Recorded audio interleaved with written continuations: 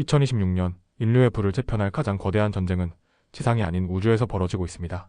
누군가는 이 전쟁의 승자를 몰래 담아 막대한 불을 축적할 것이고, 누군가는 이름조차 모른 채 기회를 놓칠 것입니다. 오늘 우리는 이 거대한 흐름의 중심에 있는 세 기업, 블루오리진, AST 스페이스 모바일, 그리고 바이아셋을 현 시점 2025년 10월 기준으로 완벽하게 분석하고 여러분의 포트폴리오에 담을 수 있는 진짜 기회를 찾아낼 것입니다.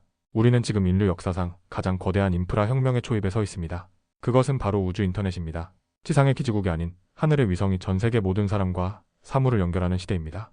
이 시장을 선점하기 위한 보이지 않는 전쟁이 이미 시작되었고, 그 중심에 오늘 다룰 세 기업이 있습니다. 또한 마지막까지 영상을 시청하시면 이 세 기업을 뛰어넘는 또 하나의 잠재력이 폭발하는 기업을 얻어가실 수 있습니다. 절대 놓치지 마세요. 첫 번째 분석 대상은 바이아셋 VIASAT, 티커는 VSAT입니다. 바이아셋은 이 분야의 전통 강자입니다. 이들은 주로 정직에도 위성을 사용하여 통신 서비스를 제공합니다. 우리가 비행기를 탔을 때 사용하는 기내 와이파이, 군사 및 정부기관의 보안 통신, 그리고 지상망이 닿지 않는 외딴 지역의 인터넷 서비스가 이들의 주력 사업입니다. 바이아셋은 최근 영국의 위성통신 기업 인마셋을 인수하며 몸집을 비약적으로 키웠습니다. 이 인수를 통해 바이아셋은 정지궤도뿐만 아니라 중궤도, 저궤도에 이르는 다양한 위성 포트폴리오를 확보했으며, 특히 해상 및 항공통신 분야에서 압도적인 시장 지배력을 갖추게 되었습니다. 하지만 빛이 있으면 그림자도 있는 법입니다. 2025년 현 시점 바이아셋의 가장 큰 족쇄는 바로 인마셋 인수 과정에서 발생한 막대한 부채입니다. 높은 금리 환경 속에서 이 부채는 바이아셋의 수익성을 갉아먹는 주된 요인이 되고 있습니다. 더 큰 위협은 스페이스X의 스타링크와 아마존이 카이퍼 프로젝트 같은 거대 자본의 적에도 위성 인터넷 공세입니다.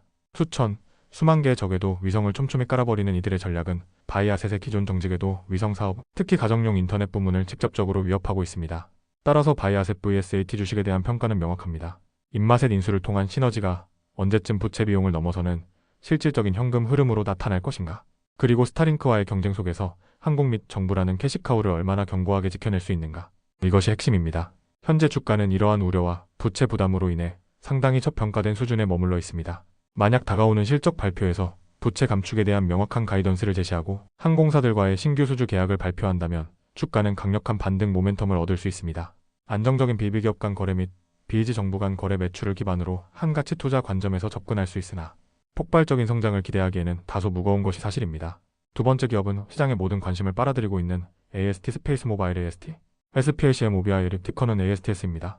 여러분이 만약 사막 한가운데나 태평양 한가운데 조난을 당했을 때 주머니 속에 평범한 스마트폰을 꺼내오지 속도로 구조 요청을 보낼 수 있다면 어떻겠습니까?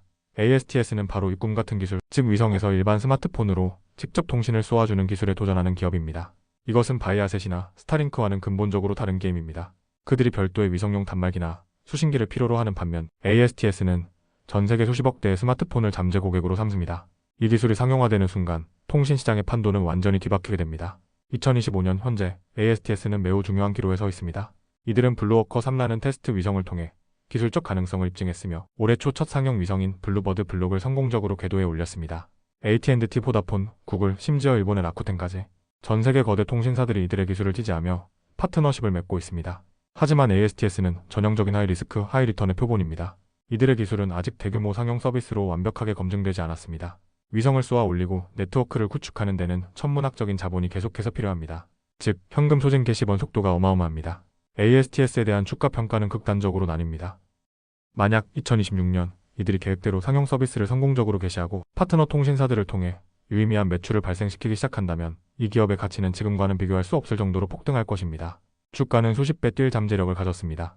반대로 기술적 결함이 발견되거나 추가 자본 조달에 실패하여 상용화가 지연된다면 주가는 순식간에 나락으로 떨어질 수 있습니다. 이것은 투자라기보다는 기술적 도박에 가깝습니다. 따라서 ASTS는 여러분의 전 재산을 걸 대상이 아닙니다. 만약 이 혁신적인 미래에 동참하고 싶다면 감당 가능한 소액으로 복권을 산다는 마음가짐으로 접근하는 것이 현명합니다. 세 번째, 가장 많은 분이 궁금해하셨을 블루오리진 블루오러전입니다. 아마존의 창업자 제프 베이조스가 설립한 이 기업은 스페이스X의 유일한 대항마로 꼽히는 우주 항공계의 거인입니다. 우주 관광 사업은 물론 뉴 글렌이라는 강력한 재사용 로켓을 개발하고 있습니다. 하지만 여기서 가장 중요한 사실을 말씀드려야 합니다. 블루오리진은 비상장 기업입니다. 여러분과 저는 지금 당장 블루오리진의 주식을 직접 매수할 수 없습니다.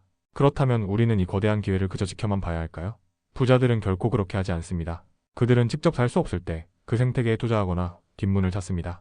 블루오리진에 투자하는 가장 현실적인 뒷문은 역설적이게도 아마존의 머잔, 티커 AMGN을 매수하는 것입니다.